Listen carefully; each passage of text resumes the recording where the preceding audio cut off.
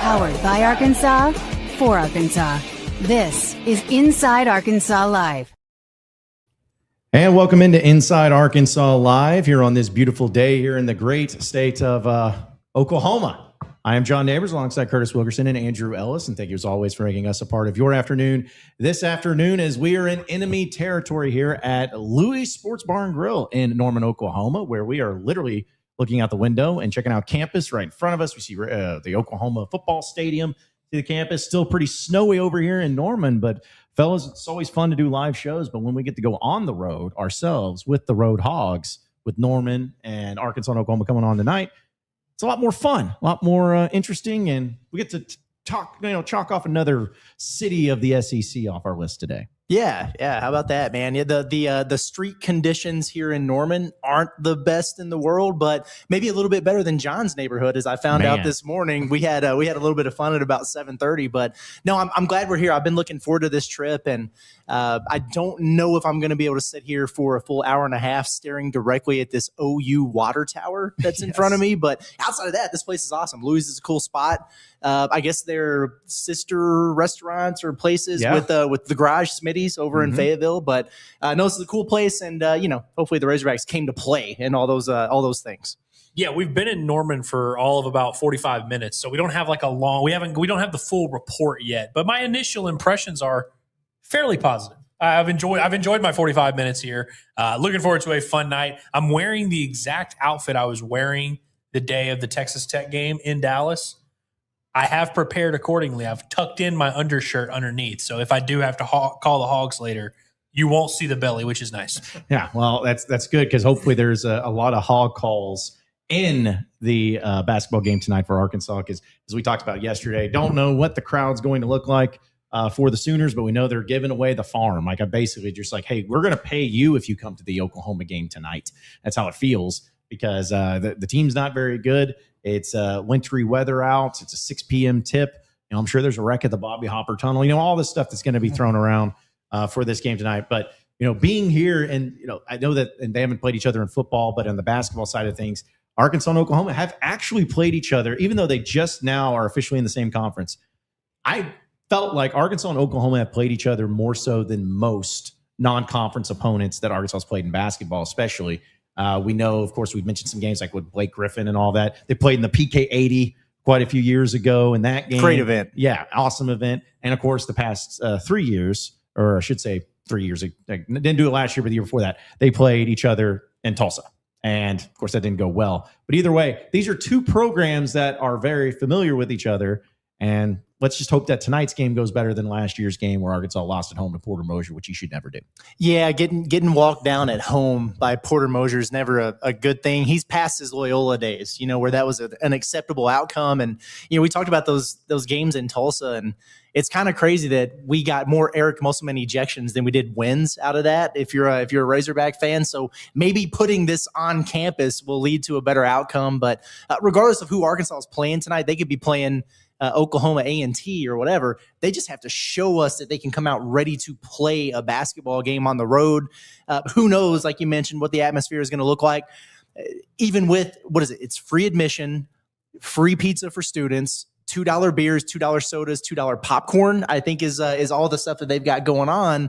And still, we were talking about that with, some of the folks here at Louis, and they were like, yeah, I don't know how much of a difference it's going to make. They just don't seem like they're very enthusiastic about what's going on right now. Sucks for them, or sucks to suck, whatever you want to say. They are 1-6 in the SEC. They've lost 6 straight. I get it. But they're dangerous. I hate to be that guy, but I don't want to give anybody a bunch of false hope of, this is going to be a cakewalk game. It's not. They've only lost to Alabama by 2 in here a couple weeks ago. They've got a really good backcourt. They've got 3 or 4 guys that can fill it up on you. And for an Arkansas team that doesn't necessarily like to defend that much on the road, they're going to have to come in locked in and ready to play. Yeah, Oklahoma can score, and Arkansas doesn't get their feelings hurt when their opponent scores. So it's always something you just have to be a little bit cognizant of, and we're probably going to see another high-scoring game. It's just kind of the way this team plays. I've been thinking a lot about those Oklahoma games that Eric Musselman's teams would lose in Tulsa. And what was always so frustrating is you'd look up at the end of the year, and almost all of those years, Arkansas had a much better season than Oklahoma, but the result didn't really match it in Tulsa. One thing that always was the factor there, though, is you were catching Arkansas at their worst. You were catching them in early December when they're figuring things out. Even last year, yeah, they played a little bit before right now. It's a couple of weeks. I guess it was 2 weeks ago, was about 1 year to the day. I don't want to be having that story about, Arkansas is the better team, but Oklahoma caught them at a good time.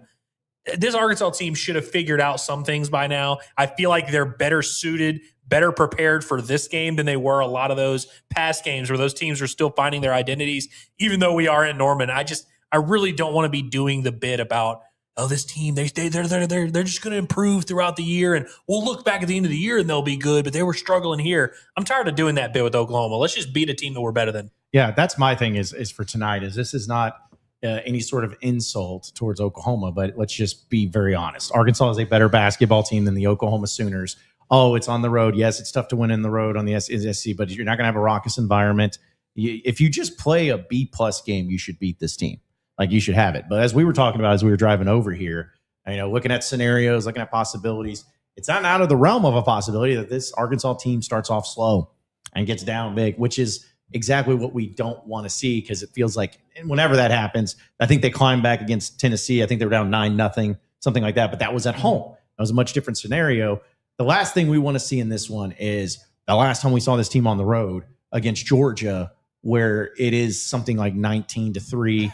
And we're sitting there looking at each other in front of dozens of fans being like, are we really going to do this again? Are we really going to have another game where we're sitting there pissed off of like, what is going on? What is happening?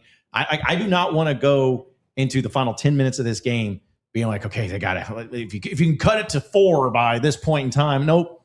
Just do what you did against Vanderbilt, against South Carolina.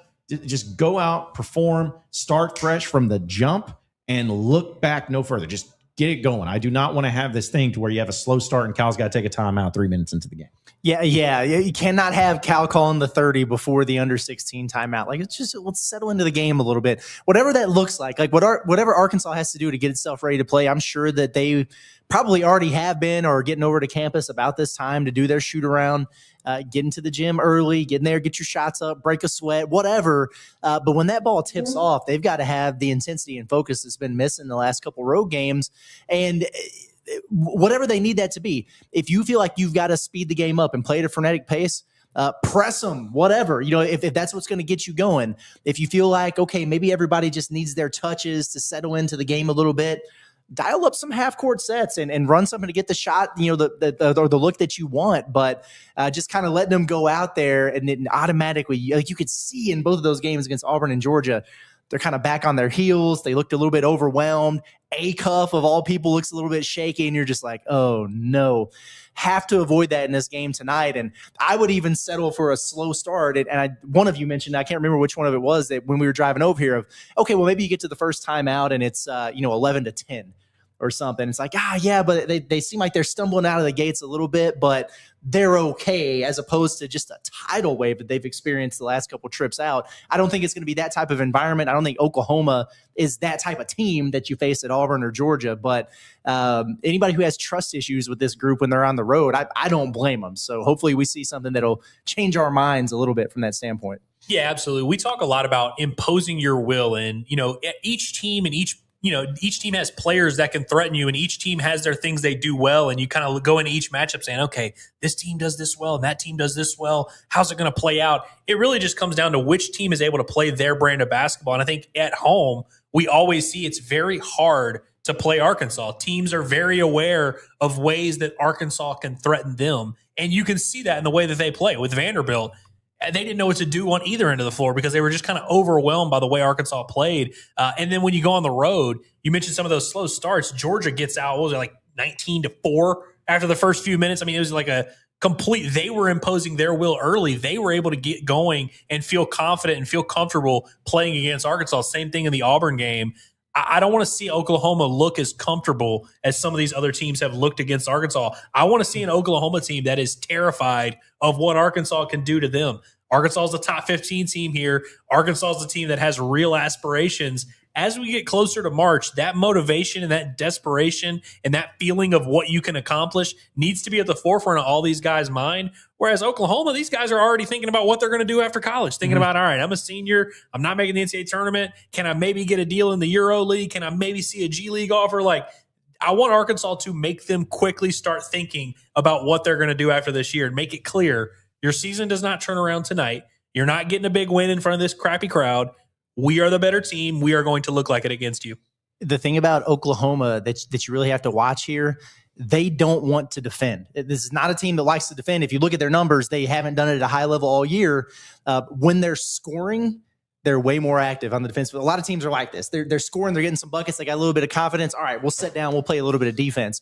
If you're stringing together stops against them, they don't want to guard. They're very much an emotionally driven team from that standpoint. And I think that's why they get off to decent starts against teams like, Alabama or whoever, Missouri, and it's kind of a dogfight. It's like, hey, we're getting some buckets. Hey, let's sit down. We might have a chance to win this game if we get a few stops, as opposed to when they went to Mississippi State, of all places, and they get behind, and Josh Hubbard is lighting them up, and they're missing shots early, and it can go in the opposite direction on them real quick. So, any game that you play, the conversation about, well, you got to get off to a good start is important. Anytime you go on the road, well, defense travels. Yeah, that's important. It's very, very true from this standpoint, because if you're going to kill their spirit, it's keep those guards from getting a bunch of buckets and making shots early. Yeah, because we were also talking about it where Arkansas playing Oklahoma tonight, again, tough, whatever. But Oklahoma, in the way that they lost to Missouri over the weekend, where they basically lost twice in a game on a buzzer beater. Like, essentially they did, because they had the game won, but then Missouri hits a buzzer beater sent to overtime. They had the game won again, and then Missouri hits the game winner, and they win. That's the type of thing that when you're a one-win team in the SEC and you've had some issues and whatnot, that you hope that the spirit gets broken, and it's been broken. And if you're Arkansas, I'm sure Cal is doing this. I'm sure Cal's doing everything that he needs to do to make it, get to the point that needs to be. But it needs to be kind of like, hey, to the start, let's truly just break this team spirit fully, and don't even give them the confidence in any regard. Don't even make them think about like, hey, you know what? If we keep doing this, we might win. On that Darius Acuff guy, he's not that good. Don't even give them an inkling of like they can win this game. Just come out and dominate it, which you want to have in every game. But that's where it's like, I'm not saying it would be an easy win, but if Arkansas gets out, say if it's the opposite tonight, guys, say if Arkansas gets out to a 19-6 lead on Oklahoma. Oklahoma's cooked. They're done. The game's over. We might as well start packing it in, because they're truly going to have a spirit, and who knows what will happen even the rest of the season for them. But just don't even give them a sliver of any confidence in any regard. Well, and you look at what Oklahoma's done in SEC play. They weirdly enough got blown out by Mississippi State, which is kind of weird, but they've been in a lot of close games that have been decided in the final 4 minutes. And when you think about this Arkansas team, it's been a little bit Jekyll and Hyde from that standpoint as well. Their last couple of road games, once the final 4 minutes got there, they really, like at the Auburn game, they weren't even in it. The Georgia game, that's about when Arkansas ran out of gas, where they weren't able to get to the finish line, able to give that last push because they had worked their way back. And even in the Ole Miss game, Arkansas didn't play well in those final 4 minutes. But I think back to this Texas Tech game when Arkansas was in Dallas, and those final 4 minutes showed up, and Arkansas was so ready, and they had so much left in the tank. I want to see that version, because if Oklahoma, they've been in a lot of these games and had a chance to win, that's about when they hit their peak, is that 35, 36-minute mark. I remember the A&M game. It became a half-court game down the stretch, and A&M was able to get buckets, and Oklahoma just went completely cold offensively, and they lose that game. That's a tough one at home. I want to see Arkansas ready for that moment, because really on the road, in Arkansas's 3 SEC games, we haven't really seen a 40-minute game that comes down to the wire. I would love for Arkansas to just take care of business and blow them out here. But I think Arkansas, if you want to talk about breaking Oklahoma's spirit, that is usually the moment when they break. Arkansas's got to drag them there, though. Yeah, and there's some things about this game, like, if you're thinking about Arkansas's defense, and some of the times when they're thriving, it's when they're creating havoc. And like Cal said after the game the other day, they gamble a lot, but then they don't get that return on investment when they do it. And so you gamble, you don't get the steal, and you're giving up layups. Well, Oklahoma's a team that's been turning it over a lot in SEC play.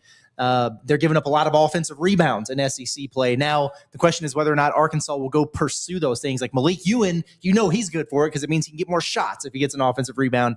Will Trevon get after it on the glass and get some of those easy points?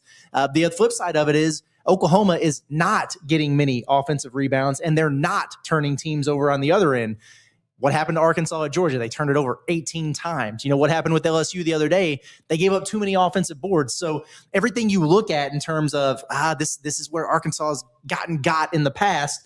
It's not really areas that Oklahoma's been able to take advantage of teams. So advantage Arkansas from that standpoint, advantage Arkansas from a talent standpoint. I think really there's no reason for anybody to look at this game and be particularly terrified or worried about it too much, other than we've just seen what this team looks like at home versus on the road. That's literally all this is. I think some of it just have a little bit of that, what they call it, battered hog syndrome or whatever. Why would it be any different this time? But outside of that, they should take care of business here. Yeah, you cannot lose to a team in their arena when they're giving away free everything. That's crazy, bro. Like, you just can't do it, because it's like, I don't know what to expect. We've never been to this arena before. In fact, we were talking about when we went to Auburn last year, we were kind of excited about, hey, if it's a packed crowd, and because we've heard about the atmosphere here, I'm kind of like, actually, I'm kind of glad that it's not really that big of a deal. And I'm kind of glad that there's not going to be a whole lot of fans there, because parking will be easy, getting in and out will be pretty easy too. So it'll work out. But hey, shout out to our guy Sharkansas that's in here. Sharkansas's in the building. Yeah, Sharkansas has made it and everything. Yeah. So you come on in. Listen, you're part of this too, Sharkansas. Don't worry about it, man. It's an exclusive for you. So man? Do you have a message to the fan base? The ones coming here show up and get loud. The ones at home, you'll just know within the first 4 minutes whether or not the team's going to show up. That's a fact. That is an absolute fact. That's true. We will know by the under 16 timeout if we need to stay or if we can get a head start on getting back home. That's right. Well, one thing that I think is also interesting when you look at Oklahoma, they score. They do some things well. Like, they don't really turn the ball over a ton. They score the ball pretty well. 3-point attempt rate. Oklahoma is one of the top teams in the SEC in terms of how many threes they shoot, and Arkansas is closer to the bottom of the SEC. But in terms of efficiency, Arkansas is way up there. I think they're top 15 nationally in 3-point percentage, and Oklahoma is down in the 200s in terms of actually making them. They have a lot of guys on their roster who are, you catch them on the right night, they can shoot, but aren't consistent shooters. Nigel Pack is like chief among them. That's another variable in this game where you think about just things that could go wrong. Arkansas goes, 6 of 17 from 3, and Oklahoma has 3 guys that hit 3 that never hit threes. They take a lot of them, so there is a little bit of a variance there with what they do. There really is. It's funny that you mentioned Nigel Pack there, because I was wondering, well, what happened in this Missouri game? They're like a bubble team or whatever. They're not world beaters, but they really hung in there, and it wound up being an overtime game. And then you look at it, and it's like, oh, dang. Nigel Pack went for 25. Whoa, he had 5 threes. He's capable of doing that. He went 5 of 8 from 3 in that game, and he was like 3 of his last 21 during this stretch that they've had. And, he had 25 points, but if you go look at the other games previously, he was really in a bad slump. So maybe Missouri was his slump buster and he's rolling again. Maybe it was just one of those blips on the radar and he's going to get back to struggling. But the other thing that we were talking about on the way up here, and we're talking about now, like potentially breaking Oklahoma's spirit, this is a little bit different, because the situations are similar from Auburn with their almost buzzer beater, but not before they played Arkansas, and Georgia gets beat at the buzzer before they play Arkansas. So yeah, okay, sure. The same thing just happened to Oklahoma. So man, they're going to be ticked off. They're going to be ready to play. They're going to be motivated, or they're just over it. Because a lot of people around here in Norman are calling for Porter Mosier's head. They don't care about it. I was looking at all these tweets they're putting out on social media for free attendance and everything like that. And if you go read the comments, it's like, oh, people don't care. People aren't very happy about this whole situation.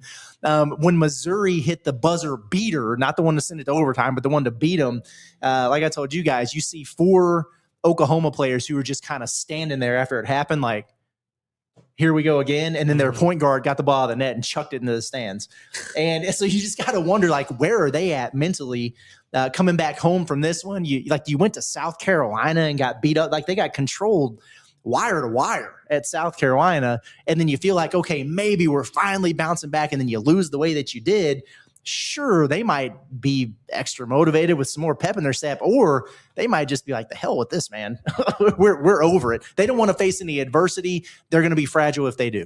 Absolutely. And we'll continue to discuss this, folks. Appreciate everybody tuning in as we're live from Norman, Oklahoma here at Louis Bar and Grill. But I want to remind everybody that if you need insurance, there's only one place to go, and that is OZK Insurance. And this is what sets them apart. They're an independent insurance agency, and that means that they're not just tied to one company. They shop a multitude of A-rated carriers that help you find the best coverage and the best price for you. And now that they've paired with something that you don't usually see from an independent agency, a full service mobile app. So with the OZK Insurance app, you can see all the different policies under one roof, whether it's home, auto, whatever it is that you have, they're going to help you out with it. So plus they can help pay the bills, request roadside assistance, file claims, request policy changes, or even get new quotes, all from your phone on their app. And so you get the best part of an independent agent, which is choice, flexibility, and real people, as well as the convenience of modern tech. So if you're tired of being stuck with one carrier or chasing down paperwork, go to OZK Insurance or OZKinsurance.com, or you can search OZK Insurance in the App Store or Google Play Store.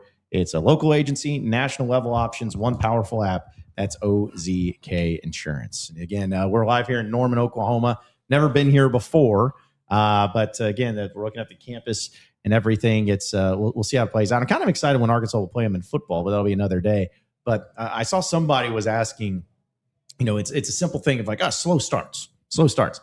What causes a slow start? Is it simply just the effort? Is it simply just the energy? Is it simply just like one thing? You're like, well, you got to run this drill at practice that keeps from all that happening. There's our pig. There's our pig. The pig is here. They're driving. They didn't stop by. I thought they were going to come hang out with us on the show. Come on, they're over here. Yeah, saw the Razorback bus drove by. You think Cal's in there? Yeah. I thought he had his own personal. He's getting his own lift to the He's game. Be on a chopper coming in or something. The Suburban, like that. And I could see it. But either way, what is it though? The slow starts, because everyone hates them. You're not supposed to have them. You don't want them to have them. And if you keep happening, is there a special drill you got to do in practice? What causes them and how you fix them? Is it simple as just effort? It's so weird, because everybody, they go about it a little bit differently in terms of getting ready for a game. Some players are very superstitious. I got to have the same pregame meal at the same time. I got to listen to this song, at this point. I got to get my free throws up at this time. They're very meticulous about it. Other guys just kind of go with the flow, but no, I think it's a focused effort during warmups, to get yourself ready to play, get the juices flowing, break a sweat a little bit. That way you're ready to get out there and grind. But I think a lot of it goes back to your preparation leading up to the game, whether that's your film work or, hey, this is our plan of attack and our keys that we're really focused in on, and just being ready to execute that out there. It just seemed to me like everybody in the world knew, okay, Auburn's going to come out here with their hair on fire, and they're going to be playing balls to the wall. You got to match that intensity. It's like we all knew that. Auburn knew it. The people in the stands knew it. The people watching at home knew it. Razorbacks didn't know it. And it was the same thing against Georgia. Like, okay, that they're going to be irritated. They're going to come ready to play, but what do? They press you for 40 minutes. And all of a sudden, Arkansas is back on their heels and freaking out when they're getting trapped right away. It's like, did you watch film? Were you not ready for this? So I think with this Arkansas team, more than having your legs underneath you and everything like that, it's just, hey, the ball's tipping. Everything that we've done up to this point with film, scout, the scout team and running our stuff against them running their plays against us, this all happens now. We got to put it into effect now. And it's like they just need a little bit of time to settle in. And they just, before they do that, it just gets out of hand on them. Yeah, I mean, as much as it sounds great to say, hey, let's just play with our maximum effort and our maximum intensity and our maximum focus for the entire 40 minutes, it's really not possible, humanly possible, if you're just that locked in and that you're tensed up for 40 minutes. You will eventually gas out. And so there is a natural picking and choosing when to kind of turn it on throughout the ebbs and flows of a basketball game.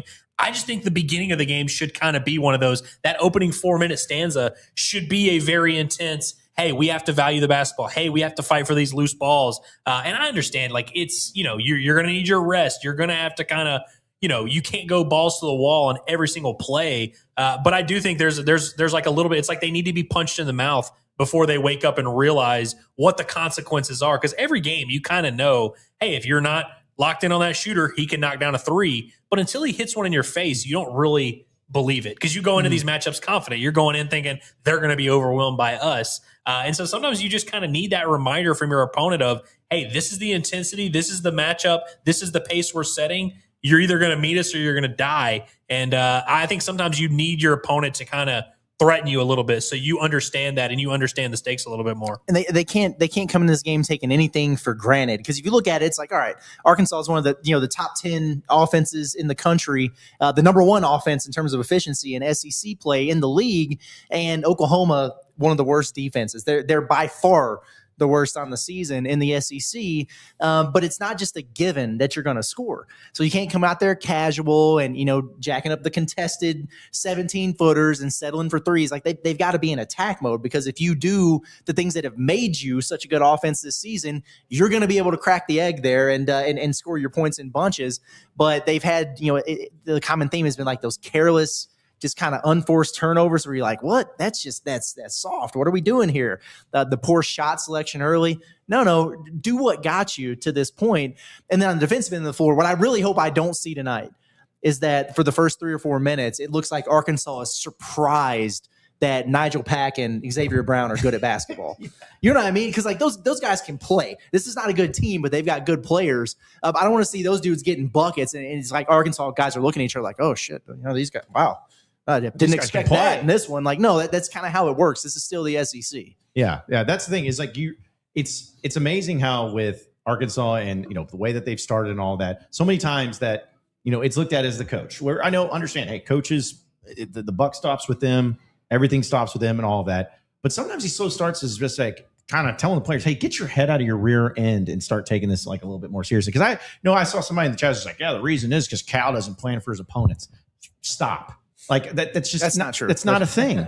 That's not a thing. Sometimes stop traffic, but sometimes the players, especially the high talented, high level players that Arkansas has, sometimes those guys just need to step up and play their game. Sometimes they have to be held accountable for this.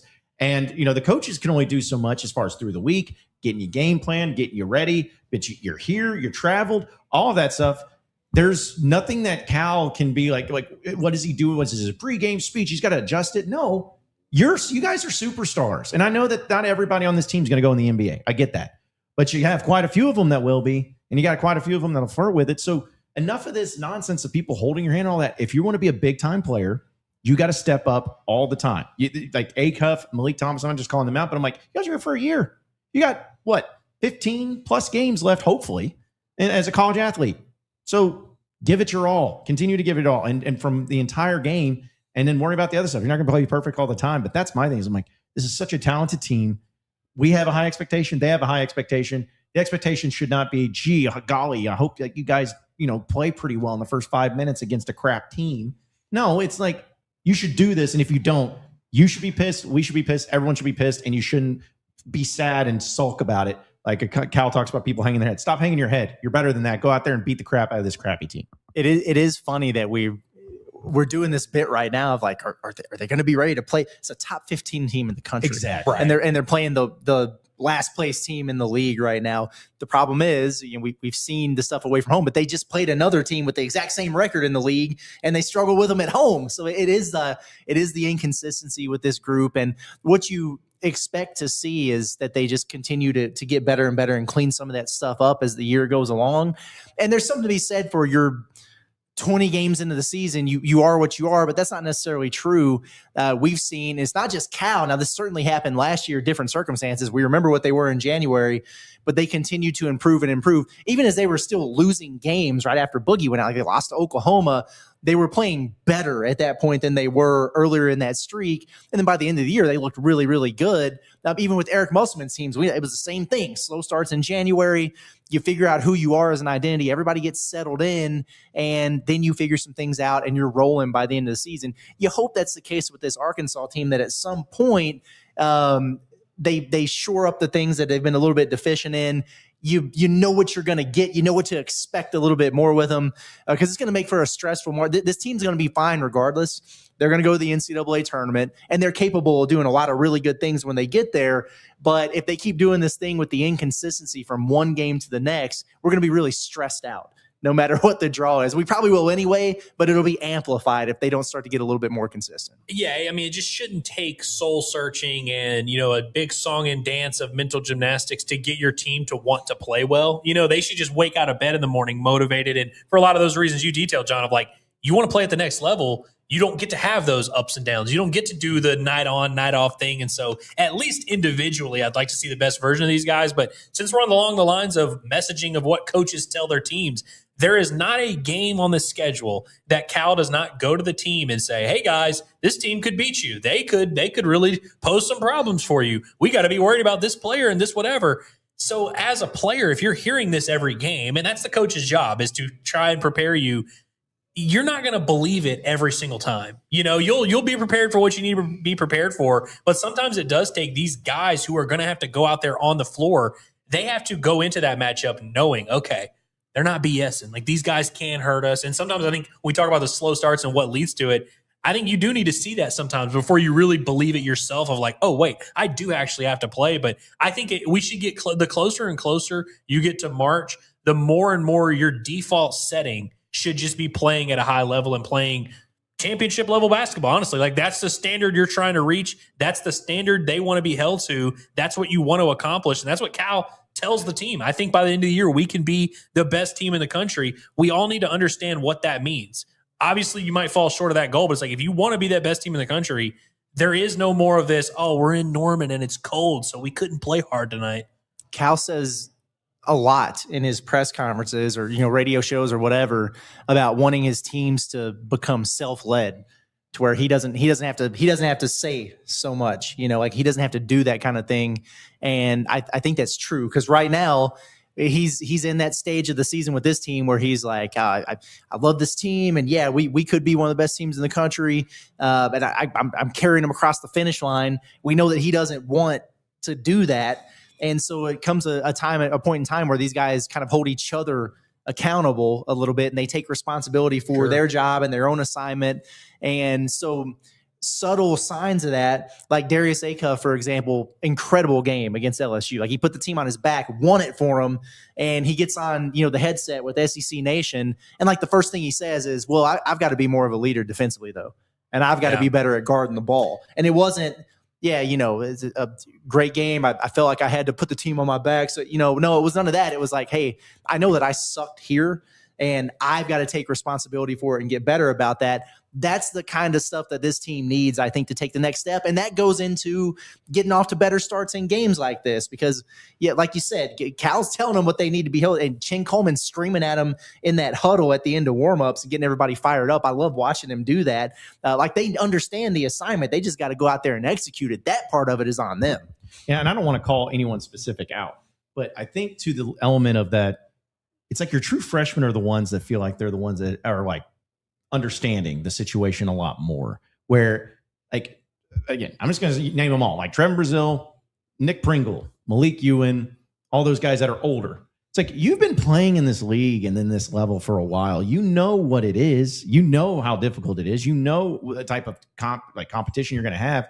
And the idea of kind of like you said a few minutes ago, Curse, of like being surprised by somebody being good or being surprised that it's like, I can understand, because, like, if you're Acuff or Malik Thompson, I'm not hating on the level of, the high schools and everything for that, AAU and all that. But it's like, those guys could play their B games and dominate still in that level. But they get to this and there's an adjustment period. But the guys that have been around for a long time, it's like, what it takes to be good in this. And you've shown signs of it in your career, whether it's your freshman year or last year, that you know what it takes to be good, and you know how you can be good. And I think that's what's disappointing, is like, not to be an excuse, but I can almost give an excuse if it was the freshmen that were struggling and the freshmen that were dealing with it. But when it's your guys that have been around, they're the ones that are struggling, you just want to punch yourself in the face, because you're like, there's no reason why this is happening. You guys know what it takes to be good, and you're just acting like this is your first time in the league. Yeah, I definitely think that, and we're not with these guys every day, so we don't really know what goes on behind closed doors. But I do think there's something to the idea that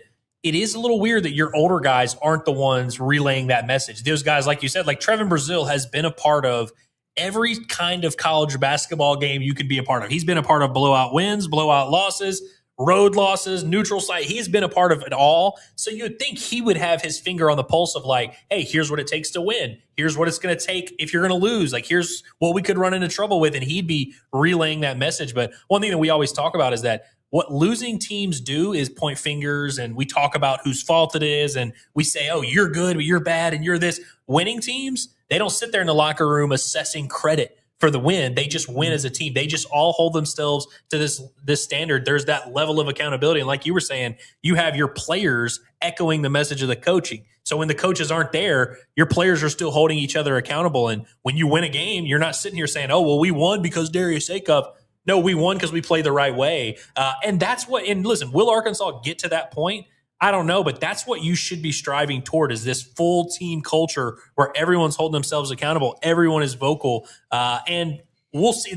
Tonight is a perfect chance for Arkansas to maybe show us there's a little bit of that in you, because this is a game that you don't get up for, you don't circle on the calendar. But if you're a great team, if you're a real championship level team, you come in here and take care of business, and you're actually disgusted that people were. I mean, it's a 2.5 point spread. That should piss you off, honestly. Pisses me off. I'm not going to lie about it. And like, obviously, Acuff is your best player, right? And he can take you places that you want to go. But I'm glad you mentioned Brazile, as you're talking about the returning guys there, because it does feel to me like the further along we get in the season, the more of the X factor he really is for this team. If you think back to that Texas Tech game, what's the first thing you think of? Trevon. Yeah. And the way that he played in there. Louisville, it was the same thing. Remember that first half? He was unbelievable in that game. Tennessee, when Arkansas matched physicality and they played so damn hard to wind up getting that win. I think about Trevon, who didn't put up crazy stats, but remember how he left it all out there on the floor. Vanderbilt, he gets the double-double, 14 rebounds out of him. It's like every great performance Arkansas has involves Trevon Brazile showing up and playing. And then if you think about the common themes in the losses, like if you think about Auburn or Georgia or whatever, and it's like, yeah, man, Arkansas seemed a little bit soft in there. Well, who's the first one you think of? Boy, they got killed on the boards. Who got 2 defensive rebounds in the basketball game? You know what I mean? Like, it seemed like they weren't playing hard enough. Well, who's the first guy that you think of? So it really, to me, maybe it's as simple as, hey, Trevon, why don't you come go all out today, buddy? And the one road game that Arkansas's won this season at Ole Miss, he hit 4 threes and he played great. That maybe he's the guy. Isn't there like a stat with Trevon where like every time that he scored 10 points, like Arkansas's undefeated in games that he scores 10 points? I'm back checking myself right now. Okay, I lied. They lost the Duke game where he scored 11 points. Okay. But outside of that, when Trevon does anything, Arkansas has a very good chance to win. Yeah, and let's hope it doesn't tonight. I'd be pretty cool with a classic Trevon Brazile 20-9 and 5 and 4 type of game. Because if you tell me he's getting that, I probably feel pretty good about Arkansas's chances of winning this game.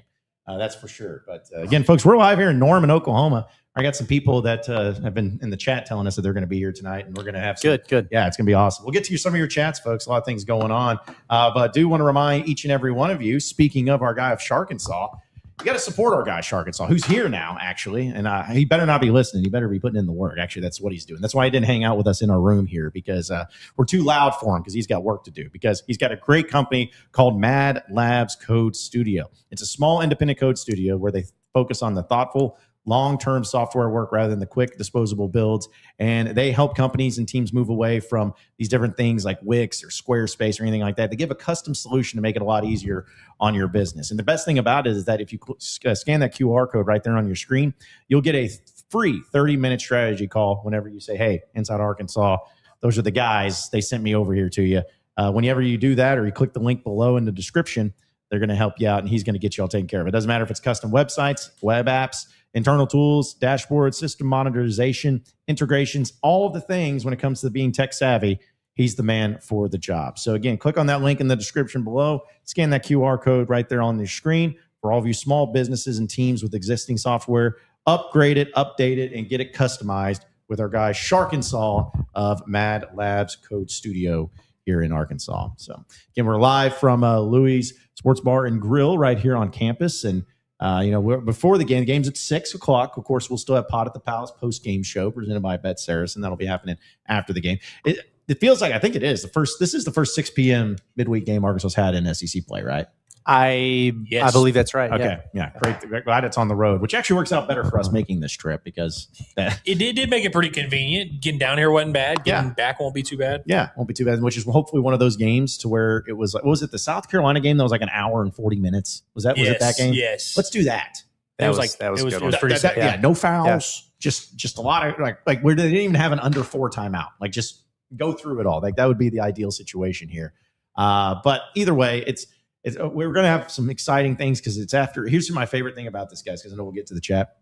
If they just beat the brakes off of Oklahoma tonight, we don't have to worry about all of it. Let's not look ahead and anything. It's Kentucky week officially once that happens. It's Kentucky week. Yeah. So that's what I'm looking forward to the most. Get this one done, man. Yeah, get it done. To the fun part. Get it out of the way, stress-free. because as soon as that final horn sounds and we do the post-game show and we talk all about it and everything, when we arrive back in Fayetteville, it's Kentucky week officially, and they're coming to town, Bud Walton Arena. 5:30 Saturday, if I'm not mistaken. 5:30. 5:30. So, that's what I'm excited about. So no messing around. No shenanigans. But also, if they lose tonight, then it's no longer Kentucky week. It's now get right week. Yes. Yeah. Yeah. It's now figure the freak out. Yes. Yeah. It's going to be one of those things where it's like, I don't even think Arkansas is going to win. I'm not even excited about the game. This game, they'll probably lose. We go into straight reverse jinx mode. Yes. Then. No, this team sucks. Yeah, there's no way they're winning. Yeah. You guys think Kentucky's going to get by Vandy tonight? I don't, because the game is being played in Nashville. And I think people have forgotten that Vanderbilt plays pretty good basketball in Nashville for the most part. Last I checked. Yeah. I honestly don't know, because Kentucky is not a good basketball team. No offense, Cats, but just they're not. But they keep winning. So it's like, you got to give them some credit. I mean, they're finding ways to win, but they're facing a quality Vanderbilt team.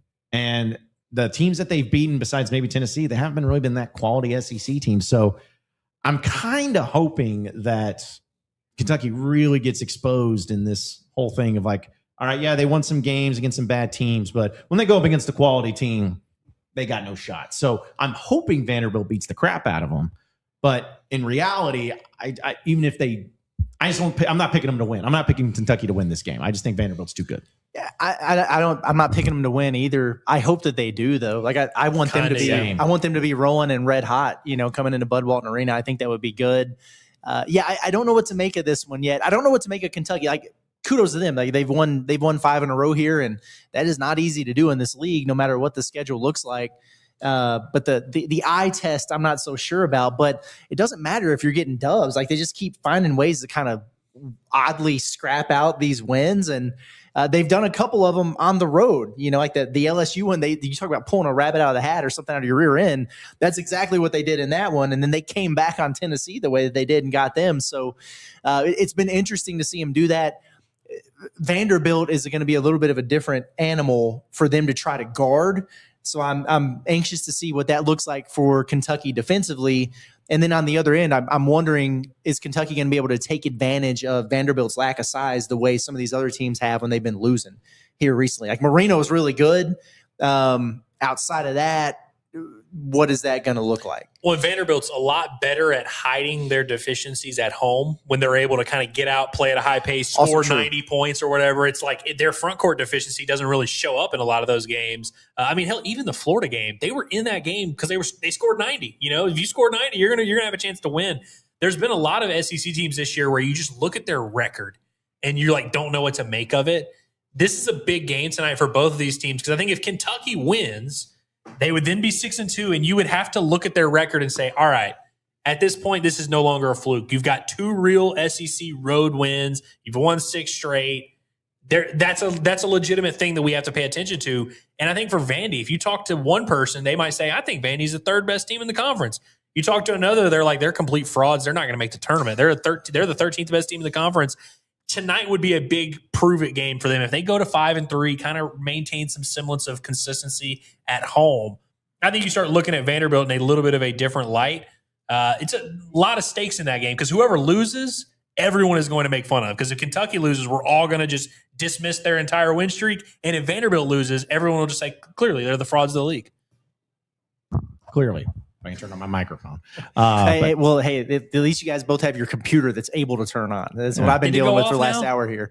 Yeah, it's being weird, man. Yeah. It's just don't look at it. If I'm plugged in, it's okay. Now, like it's firing up, but it's like battery not charging, no matter which port I'm in. So I don't know what this is going to look like. I mean, we can't. It wouldn't be an Inside Arkansas road trip without some sort of shenanigans. Exactly. Exactly. Let's hope the shenanigans aren't on the court tonight, though. But we will get to your chats, folks. I want to remind everybody that Hickey & Hole Law is the official law firm of us here at Inside Arkansas, no matter what your legal needs may be, because sometimes when it comes to life, there are things that hit you when you least expect it, and it can deal with sometimes family cases like divorce and custody, or maybe criminal cases. Maybe you have to go through civil litigation, which is something that always needs to happen, especially for business owners and whatnot. Personal injury, estate planning. It's not always bad, but sometimes it's some things that you just need to make sure you have the right representation and detailed legal advice. And that's what Hickey and Hull Law can do for you. And they have offices across the entire state of Arkansas. So if there's ever any sort of legal needs that you ever need help with and need advice on, give them a call today, 479-434-2414. That's 479-434-2414. You can also check out their website at hickeyandhull.com. Scan that QR code right there on your screen. It's Hickey and Hull Law. Things are about to get better.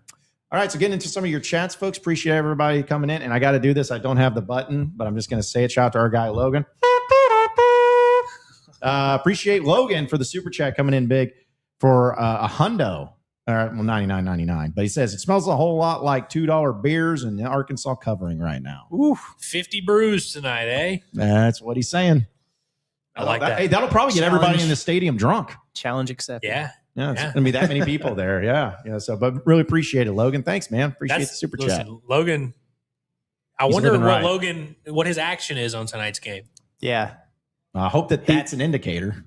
I wonder how much money he's taken from our boys over at Bet Saracen. He's on a roll right now, so I think he's going to probably try to keep it going there. But yeah, appreciate that, Logan. Our guy Dre, appreciate you, Dre. He says what we need is Kenny Payne to yell and fire the boys up. Yeah, that's what you need. That's the problem. That's what you. I hope that's not what this team needs. It's not what they're going to get. Y'all see Louisville's down so bad that they're calling for Kenny Payne to return. Get Pat Kelsey out of there. That's a crazy. tough one, man. That's crazy. He's actually all brakes, no gas. It's wild, man. Just permanent breaks, huh? That's crazy because that's like have one Chad Morris back at Arkansas. It's like why? Yeah, it's not that bad, is it? I was really impressed by his opening speech at Clemson, so I think I do want him back. Actually, Yikes! That was a joke. Yeah, Louisville wins not aging great, is it? Because for a while they were losing without Michael Brown. He was out and they were taking some L's. Like, all right, but when they're healthy, they're going to be fine. Duke put it on them. And they put it on specifically him, yes. Michael Brown. It was 1 for 13. Arkansas laid out the blueprint. That's the way I'm interpreting this. Is Arkansas? They were the first team to shut down Michael Brown, who at one point was being talked about as a better player than Darius Aiko. Unbelievable. That's ridiculous. That's just crazy talk. So there's super chats here. Appreciate Trey. He says enjoy some soda, beer, and popcorn tonight. Sorry you don't get pizza, but you do get in for free. However that works. WPS. Appreciate it, Trey. Yeah, that does happen. I was dangerously close to getting a slice of pizza at the Quick Trip earlier, but I knew y'all would make fun of me. Even though y'all make fun of me no matter what, I could get at the gas station. It's not okay. Yeah, it's not me. I could get gas at the gas station. Y'all be like, "Wow, Andrew, you got gas? Wow, yeah, that's you crazy." got what, grade 89? You didn't go to 91 or the 87? Really? Well, but if you got gas at the gas station, it would be like one of those deals where somebody else pumped it for you, like from back in the day. It's full service gas station, man. Yeah, people dressed up as yell leaders coming out there and trying to help you out. Are a perfectly normal gas station food. They are.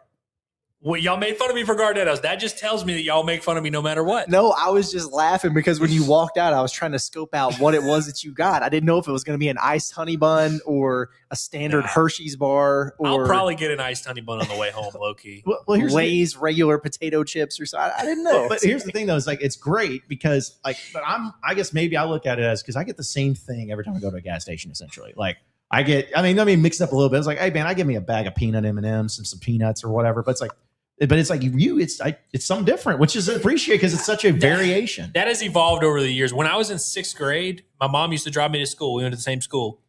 Every single day of 6th grade, I would eat a Rice Krispie treat from the Chevron every single day.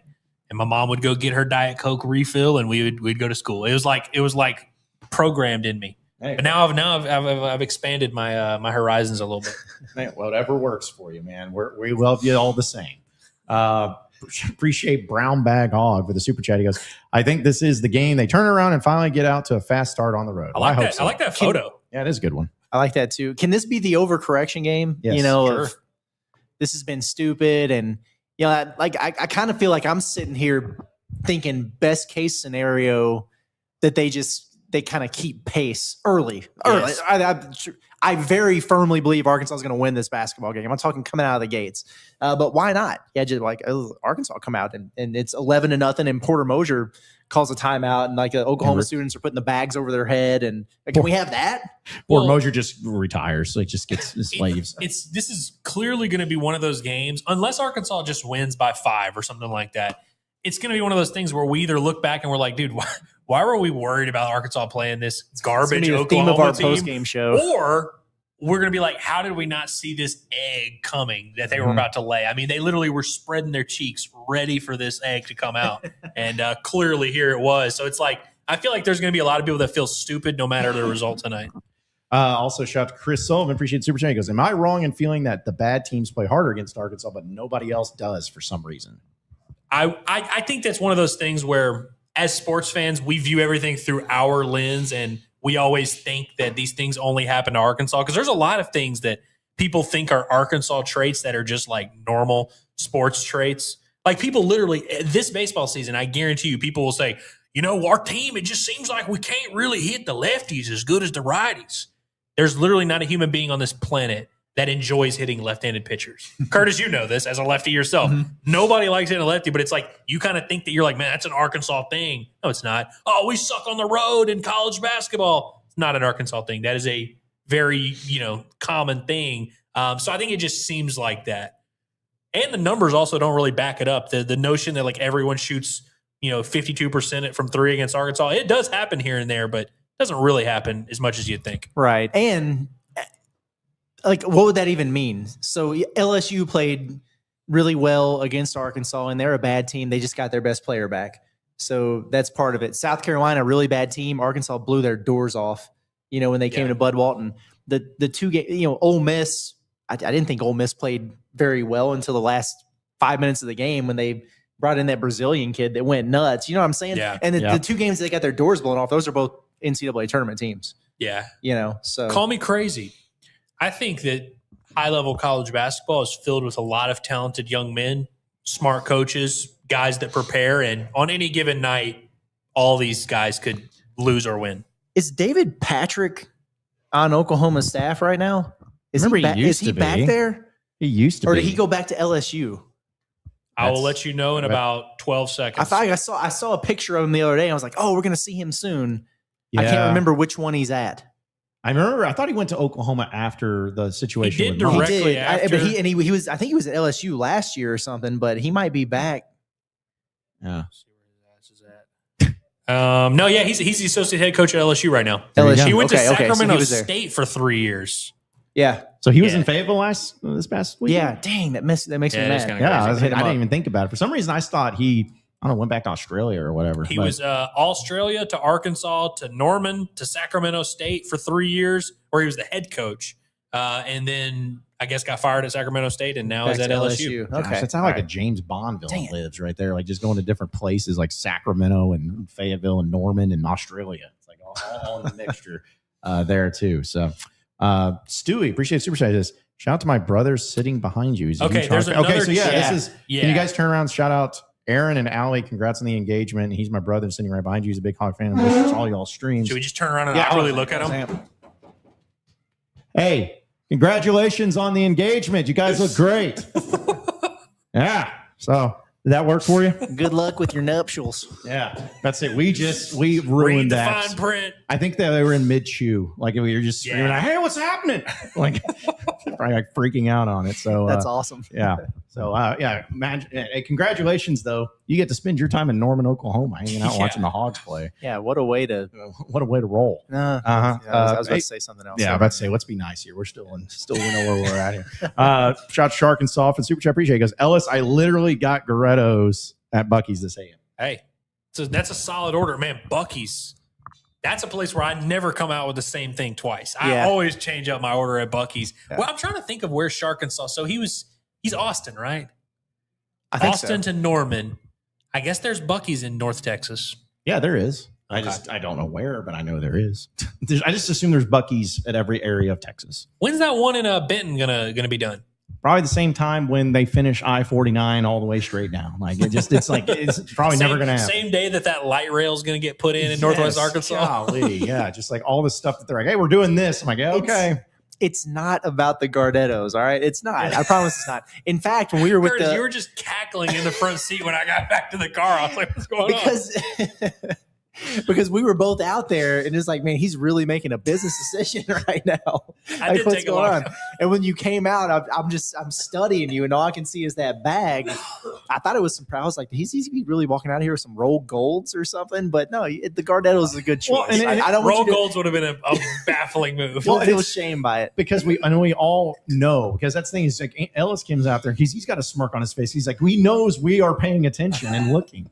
So it's like everyone, we're all in on it. Like we all are understanding it. That's what made it so funny is because it is the thing. We need to start, people talk about like marking off and adding. We just need to have a thing of Ellis's like food choices. I will gas say, stations. So obviously Gardetto is pretty easy to defend. You're right about that. But like Hershey's, I feel like I shouldn't get, like that should be a more common move. In terms of the chocolate bars, I think if you prefer Kit Kat, you prefer your Twix or whatever. Nobody prefers Twix. Just the Hershey's milk chocolate. This is completely you're acting like that's common. Like I 100% prefer Twix over Hershey's. Twix over Hershey's is crazy. That's not that crazy. I would take Twix over Hershey's. Dude, why? It's peanut you butter. Want the cracker in there? Yeah, I like it's different. Snickers bar. I like a Hershey's, man. Do you get them? Do you get regular with the little almonds or the cookies and cream? I'll tolerate the almonds. He doesn't do cookies and cream because when we were coming home from Omaha, I got a cookies and cream Hershey's and he called me bad words. Oh man, so we are very judgmental as a group right here. I will eat any of them. Like if there's almonds in them, I'll tolerate it. If it's cookies and cream, I would eat that if it was in front of me. But like my preference would be just the milk chocolate. I'd tell you what I don't like: dark chocolate. No, I'm not about that. Okay, so we are all in agreement on at least that. Yeah, we all do not like dark chocolate. I love it. Yeah, like, give me some chocolate, but just make it worse somehow. That's what dark chocolate is. Are you Almond Joy people? I'd never eat Almond Joy. I like almonds, but I don't like them with chocolate. As weird as that is. So because I'm a weirdo that gets paydays. Oh man, I haven't had a payday in because it's just literally peanuts and caramel. It's just like very basic. But I can at least appreciate the Hershey's bar where it's like what you're getting every time. Y'all know my most underrated one. I think we've talked about this before though. Milky Way is most underrated where it's pretty good. It's like Snickers is like I'd say like the gold standard of chocolate bars because it's got all of it. But Milky Way is like it has all the good stuff. Three Musketeers sucks, by the way. When Three Musketeers is too much of just the nougat. Yeah. Milky Way's got the nougat, it's got the caramel, it's got a little crackery Milky thing Way's in there. Yeah. I can do it. So is it caramel or caramel? I've always said caramel. It's caramel. Okay, I'm just making sure we're on the same page on that one too. So we established that. Shout out to Bo for the super chat. He goes, "How would y'all rank the jobs in the SEC basketball wise? I think Arkansas is second behind Kentucky. I'd agree with that. Well, who would be the most offended by us saying that? Like the fan base or just like Tennessee maybe? I think, Tennessee. Of course, Florida. Auburn probably feels they're high up there now. See, but Auburn, low-key, like 10 years ago, Auburn was a complete nothing burger. They've had no success. But them in Alabama, they don't look at it in that way. They're like, we're blue bloods now. It's like, well, no, you got it. Yeah. It's like, I think Tennessee, though. But here, we know what's so stupid is we're talking about this, and yet Florida's won 3 national championships in the past 20 years. Yeah. Hey, we'll find. Yeah, Florida's low-key the real contender here. We'll find out if it offends Auburn fans in about 4 minutes now. True. Yeah. Less than that, probably. But no, but here's the thing. I think it's a consensus. Anybody that does not have Kentucky number 1 is stupid. Like that is a list that is not even a thing. But the only argument you could make is like, is the pressure too much? They want you to win too many games. Like that's the only knock on the Kentucky job. Yeah. They will fire you even if you are the most accomplished coach in the sport. Yeah. But that's the only school in this entire conference where basketball is number 1. That's the only, and then to me, that's it was eye opening when we were in Lexington. How many people were just dialed in on I mean, more people recognized us in Lexington because of basketball. I mean, than they even do in Fayetteville, frankly. Yeah, there's like we've been following you guys since Kel got hired. Yeah, it's time. It's like and they don't turn it off our hands. Did you guys watch us during our football coverage? Or like, no, they didn't. There's no way. I mean, we literally, not even a joke. I mean, I know we make fun of cats a lot. We literally have Kentucky fans that are in our chat complaining when we talk about non-basketball sports because they're like, "What the hell?" Yeah, nothing else exists. Nothing else exists besides that. So shout out to our guy Peyton from Blue Ember. Appreciate it, man. He says, glad to see y'all made it safely. Hopefully you get to enjoy the most boring Arkansas win ever with no issues at all. WCS. Sure. Thanks. Yes, Yeah, I'm for it. Please. Sign me up for that. We're just on one particular corner over here by campus, and we've seen a decent little amount of Razorback fans here. Yeah. Which, again, that's why it's unfortunate because of the weather, because I feel like maybe that scared some people away. But at the same time, like, we even talked about going to this game when the season was announced in the schedule, because we're like, dude, it's such an easy trip. And it's, at least from Northwest Arkansas, obviously it'd be a little bit further. Being from Little Rock, just go on I-40 and go all the way through, and you're here. This is a perfect trip. Like, we should do this every time they play here for something. I can't wait till they play here in football. Oh, yeah. It's going to be awesome. It'll be fun. Do they play baseball in Oklahoma or in Fayetteville? I think they got them in Fayetteville this year. That's it. Because that'd be kind of cool to go to here to see baseball if that ever happens. But yeah, the fact that these two teams have played so much in basketball and baseball and literally like never in football except for the Cotton Bowl of 2001 or whatever it is just a travesty. Yeah. We haven't seen enough yet for me to know where I'm going to rank Norman in the SEC college towns that I've been to so far. It's not going to be ahead of Auburn. No, I think that's in terms of our travel. It's ahead of Lexington. I think it's ahead of Lexington. Lexington it didn't strike me as a college. It was like just a city. Yeah, it was a city. It was cool. I had a really good time there, but for like college feel, we'll see. Yeah, I've long and felt it's also like everybody's inside snowing. That's true. I've long felt that Oxford is like maybe the most overrated college town. Yes, where like it's not bad. It's perfectly fine. But people talk about it like it's like peak. Like, oh, the Grove, man. We get in that stadium with 43,000 people and it's freaking lit. I've always felt like Oxford was kind of overrated. That's my barometer for Norman. If it can be better than Oxford, I'll be impressed. Yeah, Oxford always just felt to me as like still living in like how college towns probably used to be back 40 years ago, like as far as isolation and all that, but they're still holding on to it, but they haven't progressed in other places that do matter. Like, I mean, again, as I've always said, you can't say you're the greatest tailgating party ever if you pour beer out, if it's in a beer can, because that's what they do. You can't have it. And it's like, okay, but that's also like a rule I feel like from like 30 years ago that was established and they just refused to change. I have not seen a single popped collar or a cardigan tied over somebody's neck just yet. So is Oklahoma SEC culture? Like, do we? Because I mean, like Missouri, it's closer than Missouri. I was gonna say, low key, like we literally got here and parked and came inside. We have not like explored or whatever. I get more of an SEC vibe here than I do a lot of places. Me too. Yeah, so far. Yeah, because it's like here's what I appreciate. The campus is right there. The football stadium's right there. We are on what the version of Dixon Street is in Norman. I don't know what this. I guess this is Boyd Street, Asp Avenue.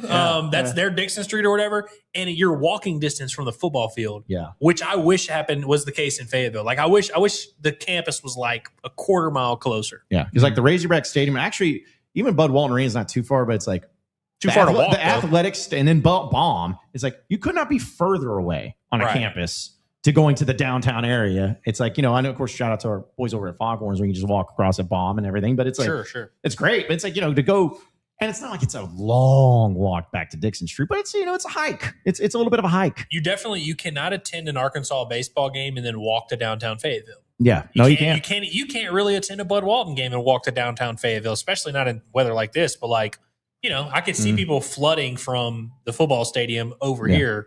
That's why we like when we went to Auburn. It was like right sound of this. It's kind of a similar as far as proximity, a little bit to the campus. It's like where like you're the downtown area of Auburn. You just look across the street and boom, there's like the campus right there. It's like this is kind of what it is. But I guess the basketball gym's across town or something. Yeah, because that's why I made the joke. Is like that's why they don't care about basketball here. They're like, you go over there. We got football, gymnastics, all that stuff over here. Basketball, you just go in the corner wherever you're at. So so I doubt we'll be able to walk from this spot that we're at Louis to the basketball court. He says a mile and a half, 1.8 or something. Yeah, we ain't walking today, boys. No, not in these shoes, man. I was busted out there on the sidewalk. I've watched so many people just really spin out right here trying to turn right at this intersection. Somebody might join us. We might be coming in. Well, that's another thing is like we it's tough to get a feel for the city when everyone is indoors because it's freezing. Yeah, it's probably not going to be the best because when we went to Auburn, the weather was actually low key like nice. When we went to Auburn that time, it was. Yeah, so I got to take that into consideration. All right, some other chats here too, folks. Really appreciate Everybody chiming in. Shout out to Trey. He's been a member for 6 months. Says DJ Wagner over 2.5 assists and over 1.5 steals at plus 800 on Bet Saracen. Worth putting some money on, or would you guys pass? So I did put a couple dollars on this.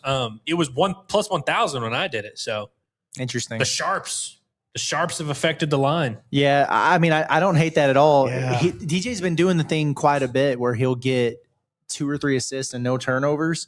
We know that he's a pretty good defender. Here's the thing. As good as Oklahoma's 2 starting guards are, Xavier Brown and Nigel Pack, they can score 20 on you on any given night. During this losing streak that they're on, they're averaging 4 turnovers a game apiece. So Sheesh. 8 turnovers a game between your starting backcourt. That's rough stuff.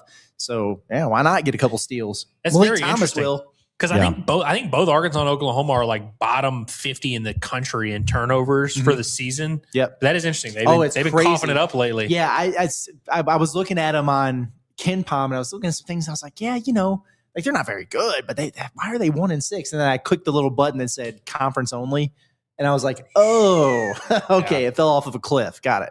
Yeah. A few more here because I know we'll have our heavy hitters. Appreciate everybody tuning in. Appreciate Louis again. Shout out to them for this was kind of a last minute thing that we had to throw together. So it's gone fine so far. We've gotten here on time with the show start on time. The internet's been holding strong. So I don't believe this is a wood surface, by the way. You knocked on it. I don't think that works. Yeah, I think there's wood in there somewhere. the gods are looking down and they're like, Yeah, there's wood in there down there somewhere. Stop. But no, I do. I mean, this has been good so far. Yeah, I mean, listen, we're going to enjoy it. Hopefully the game goes well too. So Hopefully tonight looks cool. Like we're like our setup, what we're able to do. Yep. Obviously after the big win, hope it clears out and we're ready to make it work. Yeah. It'd be nice if we could do something like that, like on the court where we do a post-game show and the other fan base is so fired up they throw stuff at us. Could you imagine if we would have done the Pot of the Palace post-game show after that Kentucky game, on the court? We would have definitely gotten assaulted for sure. Yeah. And wearing our red, standing we out. We were borderline getting assaulted, getting out of our section. True. Yeah. It was, I wouldn't trade it for the world because it's still the coolest thing ever. But I was just thinking man, with how many people knew us and stuff, we could have had, have security bring us out and have to calm everybody down. Whoever his security guard is, we want to hire him for his services. That dude, he's on one. All right. A few more here. Shout out to Maggie says, OU couldn't beat Mizzou after they made 12 threes to Mizzou's 6. If Arkansas can put up their average points and out-rebound OU, the Hogs should be fine. Yeah. 100%. OU's just kind of okay on the boards, right? They're not special rebounding in any way, shape, or form. They've struggled in SEC play. For the season, they're kind of middle of the pack. Yeah, in league play, they're giving up a decent amount of offensive rebounds, and they're not grabbing them. Again, throw stats all day. Beat this team by 20, that. I don't, just do it. Just make it happen. Chance says Neighbors should be on the other side. Y'all's videos. My OCD is killing me. Who is Neighbors? I was gonna say if you're so dialed in on our seating arrangement and where we're at, I feel like you should know how to spell neighbors. If you're really really tapped in like that, right? Yeah. Well, that's the thing is it's really tough. I'm sure it's happened. It's really tough to misspell Curtis Wilkerson or Andrew Ellis. But I will say Neighbors is probably I got the difficult one. But he made it difficult. Your actual name is not that hard to spell. No, but it's not. It's just not your next door neighbor. Subtitles would closed captioning would struggle to pick it up. Yes. This gets people every time. It does. When we go places, we always sit like this. Yep. You know why? Because we like to mess with it all. We like to troll y'all. This is our Just version of imagine trolling. if I wasn't in the middle. Guys, people would be I had impressed. big news. We're talking about rebounding. Arkansas's rebounding percentage for the season, 52.0. Oklahoma's 52.1. Uh-oh. There you go. Edge for the Sooners. Watch out. All right, go on Bet Saracen right now. Bet the farm plus 3.5 for OU if that's the case, or they're cooked. They're done for. So it's going to come down to that one board they get per game. It's going to be different there. Actually, speaking of, Butcher Boy says, any Bet Saracen advice? I won't listen. I already got my bets, but maybe someone could use a hand. All right. You guys mentioned that. What was it? The one that was for Darius or DJ Wagner. Right? Yeah, DJ Wagner was there. That's the fattest odds. There was one with who would it have been? Tell you what, if I see Isaiah Sealy in this game, I'll be happy. So Yeah, I mean, good things happen. I'm just gonna have to pull up good the thing things. because I had one that I was like, I had my eye on that was like in the plus 400 range. I got to say, because the only ones at plus 400 range is Billy Richmond over 10.5 points and over 3.5 rebounds. That might not be the worst thing to mess around with. Oh, plus 300. Trevon Brazile over 1.5 blocks and over 27.5 minutes played. The minutes played, I'm actually more worried about there because, 30 minutes is a lot of minutes. I think if Trevon plays 30 minutes in this game, he can block a couple shots. That's plus 300. Got you. Okay. Now, we cannot make these bets because we are not in the state of Arkansas, which I found out right after we crossed the state line. I was like, oh, crap. Yeah, how to get your bets. Yeah, as a reminder for all you folks, if you're coming to the game tonight, get your bets in early before you leave the state. The one from Malik Thomas, I think it was on the player specials and not the double R's that I liked, and I don't have it pulled up, but I think it's 3 threes, 2 steals, 3 assists. Yes, so it's Malik Thomas to record 3 threes made, 2 plus steals, and 3 plus assists at plus 750. Yeah, so he's gone through this game. I think it's 3 games in a row and 5 of 6 that he's had 3 or more assists at this point. And he's good to knock down some 3-pointers. And then, like I mentioned earlier, with Oklahoma's guards that have been turning it over, for him to get a couple steals, as opportunistic as he is, with that return, that's not a bad one to sprinkle on. Any prop you can get with Malik Thomas made 3-point field goals, any number you want, 7, 4, 5, he's probably going to hit them. And it's just fun to root for because he's going to get them shots up.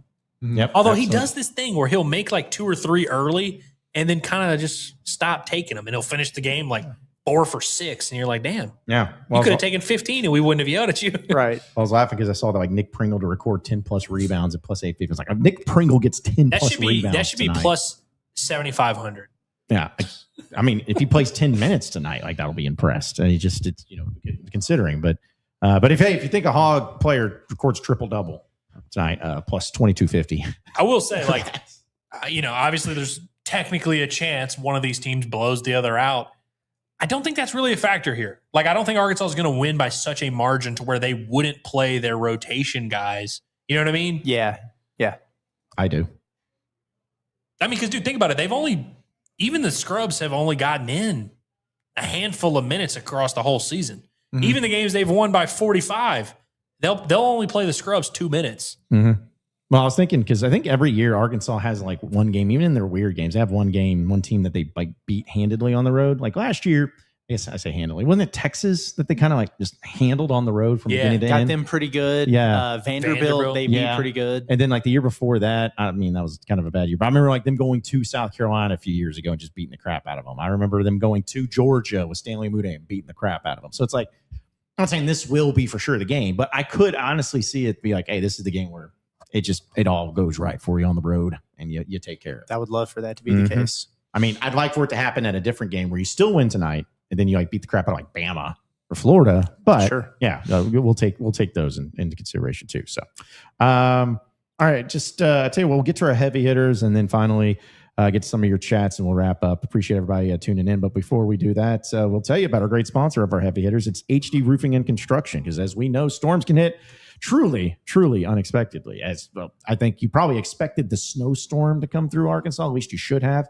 And maybe some of you are realizing, oh crap, our roof is not ready to handle this, because maybe you got some damage. Maybe there's some leaks. Maybe there's some problems. Well, don't waste any more time. Give HD Roofing and Construction a call today, because they're going to help you out in every way, shape, or form, whether it's their professionalism, top quality materials, expert installation. They do it all, and they're going to make sure that you have the roof that you need each and every day. And if you're somebody that doesn't have any roof damage, but you want to make sure, they give you a free inspection by just coming out to your home and telling you whether you need a new roof, new repair, or anything like that. So give them a call today. You can do it in the Northwest Arkansas office at 479-957-1928 or their Central Arkansas office at 501-428-0429. You can also check out their website at hdarkansas.com. It's HD Roofing and Construction, the official sponsor of our heavy hitters here at Inside Arkansas. So, all right, guys, as far as the heavy hitters go and everything, my heavy hitter, I just want to talk about someone who actually legitimately is heavy. Dan Skipper officially retired as an NFL player, and I know people remember him. I hate his nickname of Skipper the Tripper just because of that play down there at Texas A&M. But either way, he being able to play in the NFL, I'm going to be honest. I'm not saying that I thought he was bad. I never thought that of all the linemen, not Sebastian Tretola, not Denver Kirkland, not any of these, I didn't think Skipper would be the guy that had such a nice little run, but he did. Known for blocking his field goals at Arkansas, but also known for playing for the Detroit Lions and everything. Either way, officially ended up retiring. He had 69 games played. Nice. 1 receiving touchdown. It's also first-team All-SEC and freshman All-American, but I wanted to remind everybody of that too as well. Yeah, shout out to him, man. Shout out to him. My heavy hitter is this dude standing at the corner in the snow with just a T-shirt on and sunglasses. He's vibing. He's not worried about the elements over here. It's 27 degrees outside, by the way. It's crazy, man. You mentioned your heavy hitter being someone who's actually heavy. I'm looking at Mike McCarthy up here getting introduced as a Steelers new heavy, coach. all right. Good on him, I guess. But the one that I really want to talk about, just real quick though, like shout out to Arizona basketball. They're good. Gosh, man, still undefeated. And you've been looking for games for all these because it's them, Nebraska, who's going to lose tonight at Michigan, and then Miami of Ohio, which I don't even know who's on their schedule. But it's like, well, when are these guys going to lose? And a lot of people pointed to last night for Arizona. It's like, okay, you're going on the road to a weird place to play BYU and AJ DeBanza. This is probably going to be the one. Nope. Took care of business, man. They look great doing it. Tommy Lloyd's got a wagon over there. That's just they're everybody on that team is like big. They're jacked, super physical. That's a buzzsaw, man. And the Big 12 is a really good league. So I got to give credit to them. I think that's like 21-0 they are. To your point too about Arizona real quick, like I know they haven't like won a national championship since 97 or whatever it is, but I feel like Arizona is just, they've gone through a lot of different coaches, but they've always just remained good. Like for whatever Always reason. good. I mean, they're always good. Losing Miller and they're still good. Like they're just one of those programs that you kind of like, oh yeah, they're pretty good. But yeah, they're awesome, man. Yeah, they looked really, really good last night. That game wound up being closer than, the score was closer than the game actually was, or whatever you want to say. But hey, DeBanza look human, huh? They did, yeah. Which is, I mean, genuinely is very hard to do. You started getting some of the draft nerds questioning DeBanza out there. It's like, dude. the one thing about him is he doesn't always get enough separation. Now, he's long. He can elevate his jumper. He's not really getting by guys. And yeah, they were all over him for that. I think Arizona's just awesome. I'll save this rant for another day. But I think DeBanza and Peterson are both better than Cam Boozer. Agreed. As prospects, let me make that clear. Because as a college player, Boozer's like built for college basketball, like he's super good. But in terms of prospects, like those, like Peterson and DeBanza, I have a hard time seeing how they will not have extremely good 15-year careers. John, I'm going to be honest. My heavy hitter was Dan Skipper. I wanted to congratulate him on his retirement. I'm with you in that, like, if you had told me that dude would spend a decade playing professional football, I'd have been like, dude, there's no way. My favorite memories with him are his freshman year playing guard when he was 6'8", playing guard. 6'10". And I remember there was one game, I don't know who they were playing, but there was like a big run that had broken off, and Dan Skipper's just down in the back of the line of scrimmage, just had a guy pinned down and was just giving them haymakers, which those habits wound up costing Arkansas a couple games down the stretch of his career. But Dan Skipper's like an all-time great, just big dude that would go out there and fight, man. Like when he was a freshman, he had like no skill, no technique, no footwork. He was just out there throwing elbows, man. It was fun to watch. But I will go, since I have to pivot, my preemptive heavy hitter. We like to do that. Shout out to Malik Ewan. I want to congratulate him on the 14 points and 9 rebounds he is going to secure for the Arkansas Razorbacks tonight in whatever the hell they call this arena. Lloyd Noble Center is where we're headed for this game. I like that. I think Ewan, he's got a good matchup. Speaking of noble centers, Malik Ewan. He's a very noble center indeed. Yes, he is. You mentioned having the dude pinned down and throwing haymakers on him. I know you remember when Arkansas football was playing Kent State and Josh Braun got he got pancaked, and the Kent State guy is just Dan Skipper is the anti Josh Braun in every way, where it's like Josh Braun is all about discipline, positive attitude, IQ, using his brains out there. Skipper's all bronze, man. Can we give Isaiah Satania an honorary heavy hitter since we're here? Why? Oh, dude, we should have invited Satania. Why? Yeah. Who just transferred over here? Marion? Yeah, Marion Harris is now. Harris. He doesn't get one, but Satania does. Like, we're removed from it now. He found success. I had to pick up a rug from a Marion Harris's house not too long ago. That's a true fact. It's a true fact. Is it the rug that I almost had to pick up from your house? Yeah. Okay. I was in Arkadelphia and needed someone to pick up a rug for me, and it wound up being a Marion Harris. So What the hell? Just gonna leave that story there. Just like just picked up a rug from Marion Harris. And I was like, I think I texted you guys when it happened, and I was like, I just saw Marion Harris. He's doing okay. Y'all don't remember this? I remember that. yeah, but I didn't remember. I guess I didn't realize it was for that rug. Okay. I don't know. Anyway, Good grief, man. Oh, all right. Well, we just got a few minutes. That's here on the incredible. show. Yeah, it's a good start there. That broke too. John. Because I was just like, by the way, I just picked up a rug from Marion Harris. I didn't expect the Marion Harris's name to come in conversation. When you said his name, I was like, oh, yeah. Yeah, there it is. Yeah. No, we appreciate everybody tuning in. Again, folks, we're live here in Norman, Oklahoma. Someone asked, are you on Campus Corner? I'm like, well, we're on a corner and there's campus. So We that's what they has call to it. be We're at the Campus corner Corner. of Boyd and Asp, so, the famous Boyd Asp corner. We're at Louis. There's a Jimmy John's across the street. Yeah. All I Yeah. know is that, this is a great area. We're appreciative and all that, but Baker Mayfield would have rather gone to Dixon Street than hang out over here is just all I'm saying. Because This is that's true. the thing. His Although, words. shout out to Louis, who we're at, because they still have their signage with old Baker Mayfield still Yeah. on it. Not Yeah. the other Heisman winners that they had under Lincoln Riley. No. They're all about Baker still. So I feel like Baker was OU, like the planting of the flag. And hated Texas and like all that. So yeah. So Nigel says it's called Campus Corner, bro. So thank you, Nigel. But yes, Okay. yeah, we're here at Campus Corner. So if that's what you want to know. Should have known that my first time here. Oh, as I said, campus and corner, so therefore it makes sense.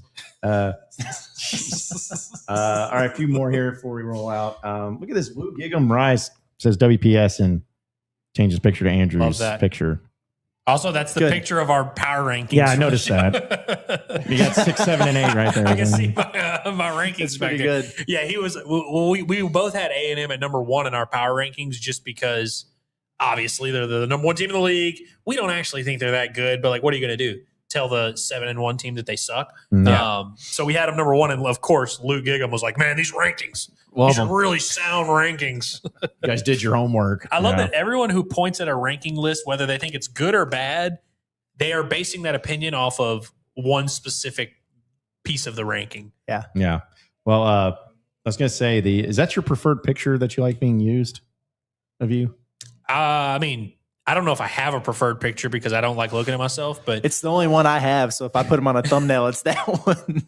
yeah, no, that's a classic. Because I've right noticed because you guys use it a lot for that, so that makes sense. Because I'm always like, well, if Andrew likes using that picture, I'll just start using that one instead of the other one I have. I But think I've got he's got a professional looking picture. the ones that I'm not crazy. Well, and those are the ones that I'm not crazy about because of the circumstances in which they were taken. Oh, But they're sure. better pictures of there. us. I We think. need to re-up on our pictures soon. Yeah. Well, luckily I got a Especially now fancy that- camera. Especially now that I've got a beautiful haircut, so I'm not as shaggy as I was before. We'll do it right now today, and we'll just take our professional. I got the professional camera and everything. We'll do it right here at Louis.